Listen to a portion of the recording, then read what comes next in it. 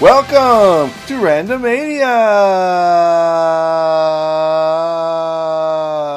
It's a podcast where we select a Wrestlemania match at random, and then we talk about it. That's right. And joining me this week, as always, my brother Matt. Let's go. Hello, Bradley. Hello, Bradley. I realize that we never introduce you, Brad. We just say, hey, it's Matt, and then we never talk and say, oh, by the way, you're Brad. So, hi, Brad. Good to see your face and hear your voice and hear your face and see your voice. No. How's it going, man? How's your day going today? We're at 3 in a row. We are at 3 in a row. My day is going fantastic. The sun is shining. It's Super Bowl Sunday. Pretty much my third favorite Sunday of the year after Royal Rumble, Wrestlemania, Super Bowl. Somewhere in there. I mean, last week I ranked Royal Rumble as number 2 ever, so I guess it's nice to have them back to back. But yeah, we're rolling. Speaking of top 3, this is the third best recording we've had so far, too.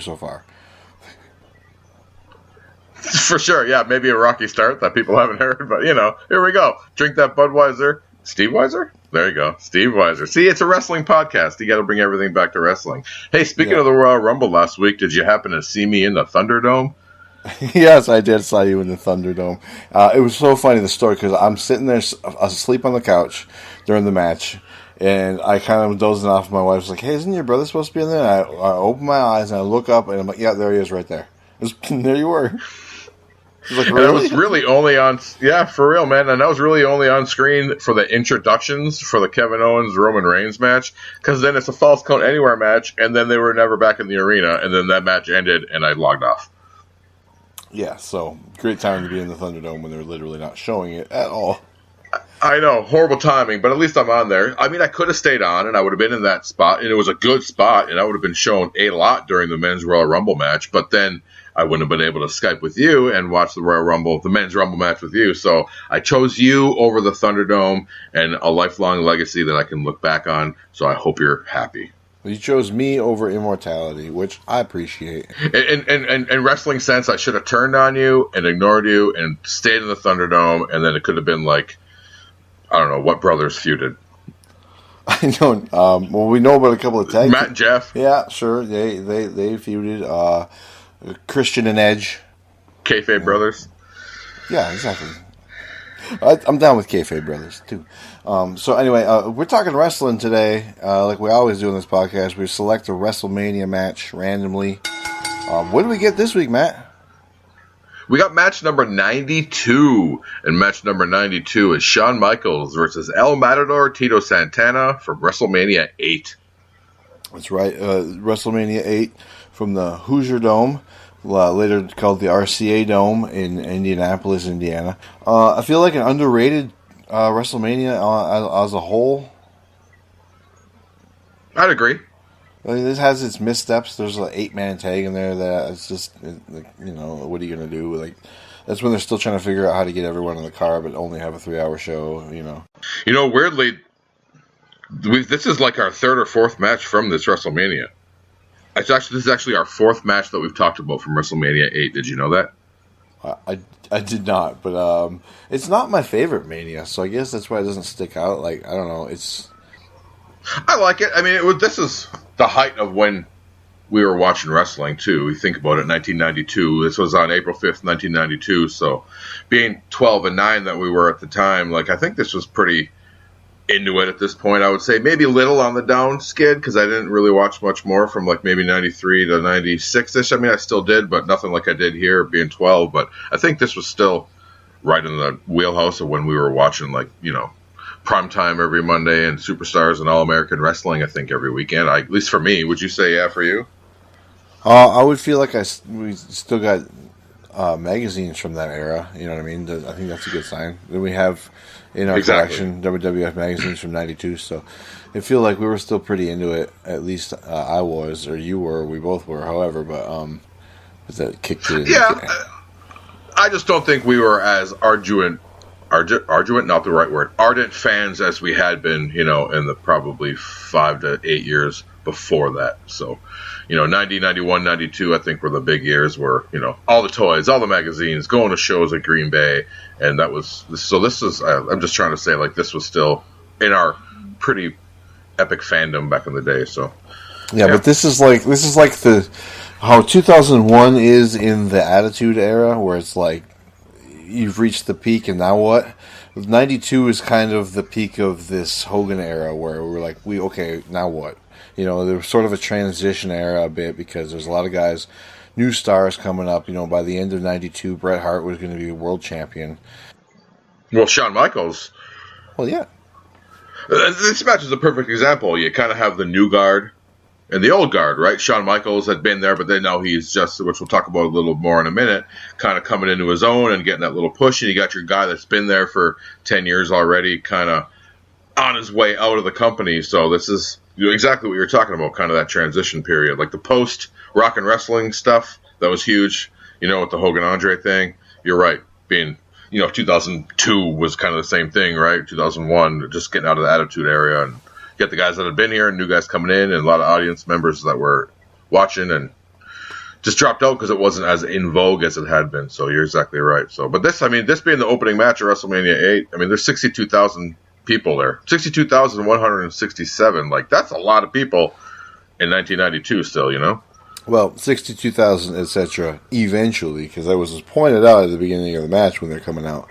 This was my fun WrestleMania 8 fact was that this was the Sunday after the time change, which Indiana, I don't know if they do now or still don't, but the state of Indiana was one of those states that didn't recognize daylight savings. So that's where the confusion came in. So it was billed to be at such and such a time, but even in Indiana, they're like, wait, like that could be confusing because the time changed for everybody else but them. So this match, if you want to talk a little bit about how these two had a WrestleMania match in the first place, little tough to find information on like why they were feuding. The only thing I could find, and I guess it's logical for the time, is they eliminated each other in the 1992 Royal Rumble. Sure, that's all you need.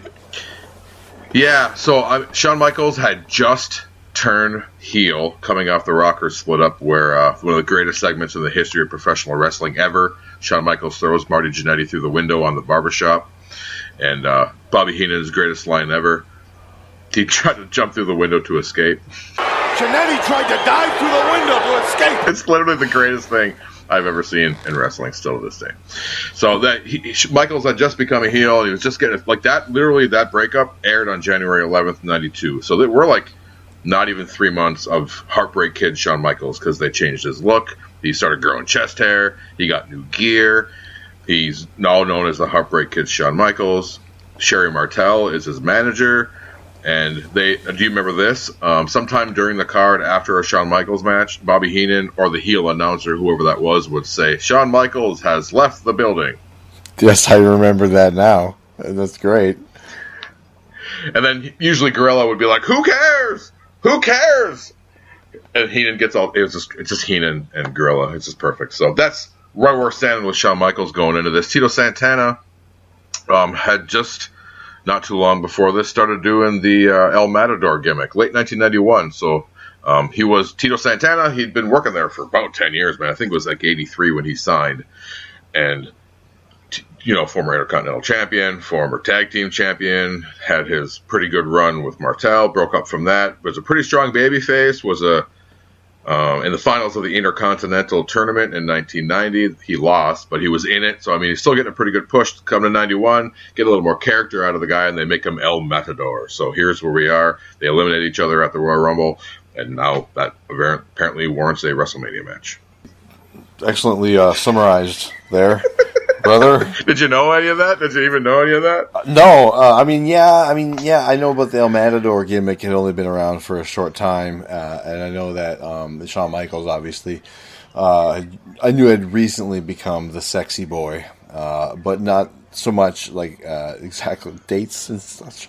And then the fact that they eliminated each other at the Royal Rumble. Okay, well, if that's all, that's all. I think what it was really probably billed as was like Tito has been here forever and he's getting his WrestleMania payday against, and you can put over Shawn Michaels, who we're trying to build up as a heel. So it's a perfect combination of, it made sense. Like, oh, Tito's like a veteran. He could win this match against Shawn Michaels, and like, who's Shawn Michaels anyway? You know, so it's a good proving spot for Shawn. A good hand to work with in Tito, although he's fine, right? I mean, he's probably better. Tito's old at this point. Was he probably? I think you're older or younger than you at this point? Oh shit, we haven't done this game in a long time, man. Hold on. Wax, let me look. I'm going to Wikipedia right now, and I'm going to look up Tito Santana. I'm going to guess. If you had to guess, would you say I would say he's younger than me. During WrestleMania, Tito was probably younger than I am now, honestly.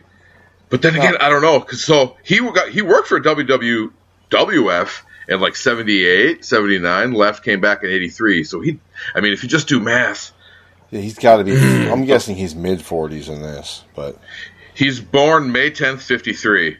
So if this was 92, yeah, he had not yet turned. Oh fuck! I think he's. I just turned 41. He's 39. Fuck. This body, this vessel you're in now, is older than Tito Santana's vessel in this WrestleMania 8 match. Which sucks, man, because like I consider him an old guy, but he looks good. He's still built, but but when you look at the card as a whole, he's one of the older guys on there. Fucking goddamn it! Fucking explicit lyric, fucking podcast bullshit. Fucking, I don't want to do this anymore. Age is just a number. What you were saying is exactly right. They need. Who's somebody that is established and a good hand that can lose to Shawn Michaels and help get Shawn Michaels' heel personality over? Or in the same token, who is believable as the veteran to beat this young upstart dude that thinks he's harder than shit, and it's not really going to hurt either of them. And it's perfect that it's kind of Tito Santana just for Shawn Michaels. So, yeah. Shawn Michaels, I'll start with Tito first. Tito Santana comes out first to one of my favorite all-time entrance themes ever. Agreed. You want to hear it? Yeah, can we? Yeah, let's hear it right here.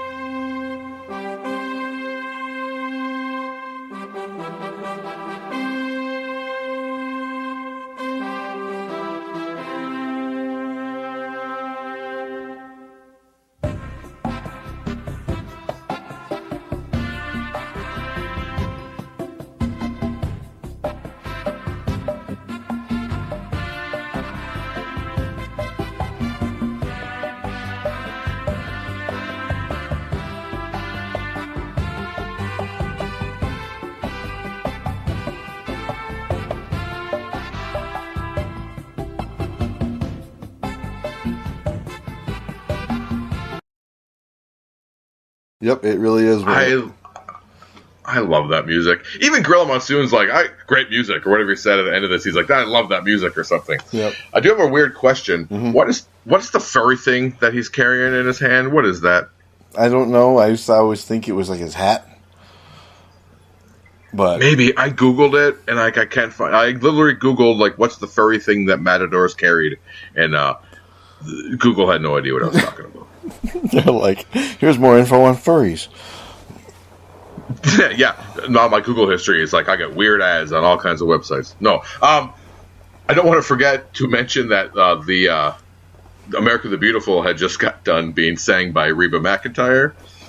And Bobby the Brain Heenan says, "Oh, Tito's sister with a great rendition, Reba McEntire." Yeah, classic. And then he makes sure to hammer it again 3 minutes later just to make sure he got it. Hey, did you hear my Reba McEntire joke? But Reba McEntire, will you be serious? So, it's Reba. It's Reba, and he does correct himself. So yeah, we got Bobby Heenan and Gorilla Monsoon calling this match, which is half the entertainment factor for the 10 minutes plus of the match. I mean, the match is what it is, and we'll talk about it a little more here, but like Heenan, it's worth seeing this match just for Heenan's commentary. Yep. Not worried about anything. Not one bit. Nope. Nothing. Yep. Because his buddy Flair was going for the title later. He's talking about going to the celebration. Yeah, I mean, all the time it's about Sherry. Like, holy cow. There's the one fun thing about the entire WrestleMania 8 is the constant Bobby Heenan being worried as shit out of his mind for Ric Flair's match in the main event, which builds the importance of the Ric Flair match the whole time, I suppose. But I think it's just, I don't know. I thought it's always funny. It's Royal Rumble 92 is the greatest Rumble because of Heenan's commentary, and it's what makes WrestleMania 8 better than probably what it is. It's Bobby Heenan, man. I'm telling you. It's fantastic. So I wish I should mention here that I've been trying to find this match on the internet to post it, and I, for the life of me, cannot find it. There's a couple of pay sites that I have found it on, but I'm not going to subscribe to that because then I can't even share the thing, because if you want to watch it from what I shared, you have to pay for that too. So I even tried to find just the whole WrestleMania 8 to post that, because it's the first match. You just got to get through the intro, America the Beautiful, and watch the first match, and I can't even find that, dude. So I apologize. If you have the WWE Network, that's pretty much the way you're going to find it. Other than that, I apologize for not posting it. But beyond that, so Shawn Michaels out next for this match. Yeah, Shawn Michaels coming out. One of my more personal favorite entrances, and just because he looks so confident. Like, if I were to walk out, this is what I would do. You know what I'm saying? I put like one arm in the air, kind of thing. I don't know. I just like, maybe that's why I would do that. It's because I grew up watching Shawn Michaels, and so I don't know. I just thought he comes out just looking like all confident and cocky and great. Sure. For real, yeah. It's super mullet going, but he's got the super mullet going. It's super 92 hockey mullet, wrestling mullet, I guess too. But I mean, the jacket with the I guess they call them kind of cow prints on his tights, but they're striped, and he's got the earring, and he's got the chains, and I mean, you're right, arm in the air, walking slow, just kind of getting like a duck lips almost kind of look at him, just being the cocky dude. It's like perfect, good Shawn Michaels, and this is fresh heel Shawn, so they did a good job there. And he got Sherry. You were gonna say Sherry? Yeah, he's got Sherry with him helps tremendously. Her singing the theme. I mean, like you said, it's fresh, so it's fun to see this new. He's really a new character, the Heartbreak Kid, Shawn Michaels. The boy toy. For real, yeah, it was great, and yeah, for latter day Shawn Michaels fans, he sang his own entrance music, "Sexy Boy." But the very first incarnation of that, which we hear here at WrestleMania 8, is Sherry singing it, which was written and produced by Jimmy Hart. In case you want a little factoid, so there you go. Jimmy Hart wrote the song, had Sherry sing the lyrics. Then when Sherry left WWE, they obviously didn't want her voice anymore, so Shawn became the guy doing it. So yeah, maybe we'll hear it later. We'll see. What's funny about the song is when you hear her version, and you've known his version, or either way, her version just makes more sense. It does, because I think he's cute. I think he's sexy. He makes me whenever I'm around. It makes a lot more sense. Yeah, because like she's singing about it. I was like, with her singing, like even with her mediocre vocals, like as is, I was like, this song is better this way. This song's pretty great. It's just like this new character, this new great music with this new, It's weird that he never got different music, because he had DX music, but he pretty much stuck with the HBK music even through his heel run in the late 90s, and then he came back in the early 2000s, and even until like his retirement, man, he still used the freaking Heartbreak Kid, Sexy Boy music when he was like God-loving Shawn Michaels. Anyway, So it's just here's the root of it, man. It's the first time you hear it on pay-per-view. Yeah. So I also want to mention, because I forgot when we were talking about the lead-up, this is Shawn Michaels' first singles match on a WWF pay-per-view ever, and Tito Santana's last singles match on a WWF pay-per-view ever. That's a fun fact. So Tito worked some dark matches, like at next year's Mania he was in a dark match, and at SummerSlam he was in a dark match, but he wasn't actually on the televised broadcast. So first for Shawn, last for Tito, so it tells you kind of where the future's going to go, right? Arriba! I mean, so into the match itself, not a lot happens. I mean, they got some headlocks and takeovers and punches and a nice like springboard and some reversals, and Shawn takes a bump to the floor. Yeah, there's really not a lot to go crazy about. Yeah, there's a nice cross body block from Tito early. And he kind of gets to the headlock pretty quick, and the headlock takes it out of Shawn pretty quick too. So it's kind of gets down to the mat pretty quickly. I found myself looking away from the screen a lot. Not necessarily I was bored, but I was like... It's classic early 90s opening match of the show. You know what I mean? Like, they can't do too much, but it's enough to get the crowd into it because it's the first match of the night, so the crowd's still going to be hot, so you don't have to do a lot. So they did a really smart there. They didn't take any big high spots or kind of take away from stuff that might happen. They did go to the outside of the ring twice, which I thought was kind of interesting. And one of those times was a really big bump from Tito, man. Like, he kind of flings him over the top, and that's the first time I was like, that's an old dude taking that bump. Yeah. Apparently not that old. Yeah, not that old. Or honestly, like, pretty spry, actually, when you think about it. Son of a bitch. Did you notice the reverse crescent kick from Shawn Michaels? Yeah, for sure. That was... I mean, the crowd liked it, too. That was one of the better spots of the whole thing. So, yeah, he finally fights out of the headlock situation, Shawn Michaels' headlock, and he gives him the big elbows to the breadbasket. Some of the worst elbows to the breadbasket I've seen. It's fine, though. It's a big arena show, so you can do that. But yeah, the reverse crescent kick, as you say, Sweet Chin Music, as it was later to be called, was on the money. Yeah, it was good, and it was sold really well too. So, and like you said, the crowd was super into it. So, yeah. Did you notice when Shawn Michaels was trying to go for his finisher at that point? It was like that kind of like a back suplex type thing. Yeah, it's actually called a teardrop suplex. In case you didn't know that, and that was Shawn Michaels' initial finisher when he was a heel on his first heel turn. Teardrop suplex. I thought it was called a slingshot suplex. I don't think it's a slingshot. I think it's a teardrop. I'm pretty sure. I think it was called a slingshot suplex. I'll tell you that. Because I remember it. Maybe, but I think the actual name of the move is a teardrop suplex. Okay. Well, like, not what they gimmick called it. I know. You know what I'm saying? I know. Well, I'm saying, how would I know it's ever called some nerd like you knows it's called a teardrop suplex, whereas that's like a slingshot suplex to me because that's what they called it 25 years ago. Nerd. It's a fucking teardrop suplex. Flying forearm, the old finisher from Tito. Oh, the old flying jalapeno. The flying jalapeno. And Shawn smartly rolls out of the ring so he can't pin him off of it, which is not Tito's finisher anymore, but it was for the previous 10 years. So, and I wrote at this point, crowd was pretty good. Like, yeah. Shawn's flying all over and just bumping like crazy for Tito, like just flip-flopping and flying. And the crowd was like into it for nothing happening. Good job, everybody. Yeah, Shawn doing Shawn things, looking like he's getting killed, making everybody look good. I don't know what the name of his actual new finisher is for El Matador Tito Santana. Is it the Flying Burrito? I don't know. He freaking Gorilla says what it's called, but I have no idea what it is. And then I think Bobby Heenan calls it the something Pace Picante. He does call it the extra hot Pace Picante at one point. He called it. He did when he slingshot over the top. He called it the Flying Burrito. And then he called, something the extra hot Pace Picante. 1992 racism coming out. Good job, everybody. I mean, he's the heel announcer. If he's allowed to, he could. They could not say that shit in 2021. Just imagine that Dominic Mysterio, I'm going to use somebody else because fuck that guy.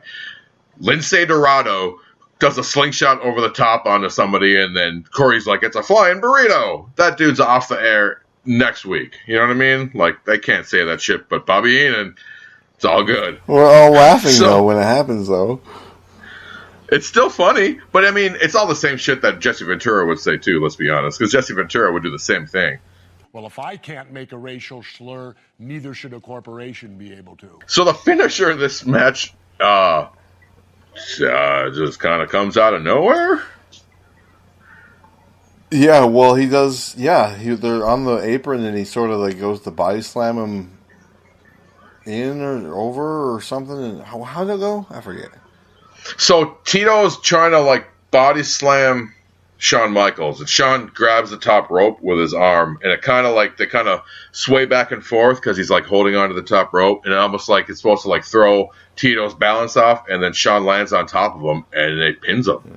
And they kind of cover it up by being like, Tito hit his head on the mat. But that was a finish. It wasn't a small package. It wasn't a victory roll. It wasn't like that little off the rope roll up. Like, he landed on top of him and pinned him. Yeah, it was over. So, okay. But it's good. The crowd reacted. They booed. And you get Shawn Michaels posing with Sherry. Sherry was, I didn't mention this either. Sherry super into the match, like super helpful on the outside, yelling for Shawn. And even at one point yelling like, pin him, with her shrilly voice that I'll never be able to replicate. But she gets to celebrate with Shawn in the ring, who's posing like crazy. There was a good Sherry spot early in the match, mid-match, actually, when Martel does take the big bump outside, I think is what you're talking about. And You just said Martel. I say Martel? Sherry Martel. Or Rick Martel. Did I say Martel? Yeah. When Tito gets thrown outside the ring and Sherry is walking around, but doesn't touch him, but looks like she's going to, definitely might, because that's kind of like what she does. I thought that was a nice thing. I don't know. I thought it was... You're fucking wrestling nerd. You're a wrestling nerd just came out. I need you to understand that. You call me a wrestling nerd. I don't know. It was a Freudian slip because you said Martel, so it's one of two ways. It's either Sherry's last name or it's Tito Santana's ex-tag team partner. So, you fucking... Don't call me a wrestling nerd because you did the same thing and you didn't even realize you did it. I had to search mine out. That came from your brain. That was you. So don't call me on that shit. Anyway, this match is 10 minutes and 38 seconds from bell to bell, which is nice for an opener considering what they did. 10:38, pretty good. And I don't know. I don't have much. I mean, they pretty much end it and they go to an interview segment. So there's not a whole lot of fanfare for it. It goes to LOD with Paul Ellering, UP200 legend. Paul Ellering's debut. Yeah, Paul Ellering's WWF debut right there. And yeah, UP200, Sled Dog Guide. Did you know that this match is the only heel victory at WrestleMania 8? I did not. Wow. I didn't either. And then I thought about it, and it's totally true. So spoiler on WrestleMania 8, but this is the only heel victory at WrestleMania 8. Huh. Yep. So talk about a fan service WrestleMania. Yeah, no kidding. So, I don't have much more to talk about it, man. Me either. I don't know if there's... other than to rate it. We got to rate it on actual HBK for an HBK match in his first match as HBK. You go first this time. I went first last time. I don't know. It's not offensive, but it's certainly not memorable in any real particular way, except for that it's the first HBK match, and so it's for reference point, go back. Okay, here was HBK at the beginning. Right? Okay, so that's that. But other than that, it doesn't do much for anybody. He pushes along Shawn Michaels as a singles competitor. Great. Two HBKs. I agree. 2. I almost went 1.5, but I think it's a 2. It's not a bad match. It's not one of the stinkers where you're when we got it wasn't oh, we got this match, this is gonna suck. We've had those before. It was a sweet. It's a nostalgia thing for us too. And I think today's fan watching it would be pretty bored. I think that you would, if you catch someone that's trying to watch NXT and AEW every week and you give them this match to watch, they're probably going to be Yeah, I actually did watch this one with my wife. She said that if this match was shot the way that they shoot wrestling now, it would have been much more exciting. She's some of the... That's a good point. There was a pretty good backbreaker. He caught him into a backbreaker in that match, and it's not facing the hard camera. It's kind of away from the action. And, because it's 1992, so they only had one guy on the floor and the hard camera, and that's about it. So... That's a good point. It's way less produced in that sense where they don't have the camera in a spot to catch it every time. You're right.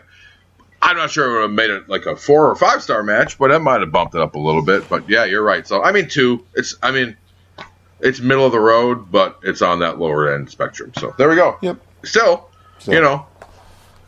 it's good to see Shawn Michaels. It's worth seeing this match for the early Shawn Michaels HBK shit. That's what I'm saying. Perfect heel. So, Hey, want to pick one for next time? Holy shit, do I ever, buddy. Let's go. This is your favorite part. So 358 is our max. I choose 0 as our minimum. If by some chance we get 0, we get to pick whatever we want, whether it's a match, an interview segment, an America the Beautiful, whatever it is. Are you ready? I am ready. 54. Uh-oh. Now we're getting old. 54. We've had it. We have. Where was it? It's Mr. Perfect versus the Blue Blazer. All right, we're going to do it again. You ready? Mm-hmm. Wow, 329. What a big jump. 329. Oh, it's way up here. 329 is The Bar versus Strowman and Nicholas. Oh, no. Oh, no. Oh, no. Hey, we got to do it. We do. We got to do it. This is the whole point of the show, buddy. This is the point of the show, because this is recent bullshit. We won't talk too much because we'll save it for next week, but this is your tag team champions were The Bar, Sheamus and Cesaro, and going against Braun Strowman, who didn't have a partner and said he was going to find somebody or make a partner or announce his partner at WrestleMania. And we'll tell you who Nicholas is next week. At least I'll be able to find this match to post it. Yeah, you shouldn't have a hard time finding it. I have some good facts about this match, though. Do you? Well, that's good. I do. I have some. I know who that. I know who Nicholas is. Do you know who Nicholas is? I do not. Cool. We'll save that for next week then. Get a little bit. I love a good teaser. Yeah, a little teaser. I mean, real quick, I want to shout out our guys over at the Fat Guy Sports Talk. Aaron, TJ, Tyler, Grant. I appreciate the shout out the last couple of times. Shared on the Facebook page. So if you want to give those guys a listen, they have a new episode that came out on the 6th. They're previewing the Super Bowl. My favorite part of their show is they do some trivia each week. So this week they did some good Super Bowl trivia, and I like that I don't know half of them, but know more than Tyler, so that makes me happy. So I'm sorry, Tyler, I had to get that out there. So I just want to shout out to those guys. And you can find them pretty much everywhere podcasts are, except for Stitcher, because fuck Stitcher, basically. So Fat Guy Sports Talk. All right, thanks, guys. All right, let's get out of here on this one. We got this match. We got to wrap it up. So Tito Santana, you know, legend in the business, Hall of Famer, right? Should be. Yeah, he is 2004 Hall of Famer. Legend, Hall of Famer, but you didn't do so good. I want to congratulate Shawn Michaels on winning the match and on his way to a great career. But El Matador, you're fired.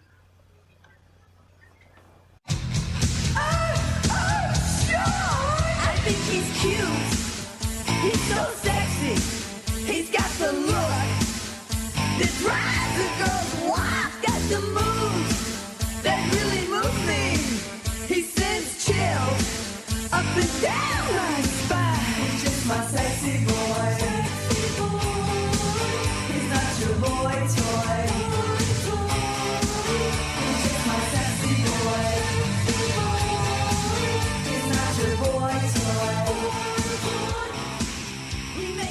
I fucking had after the match of what they did after the WrestleMania.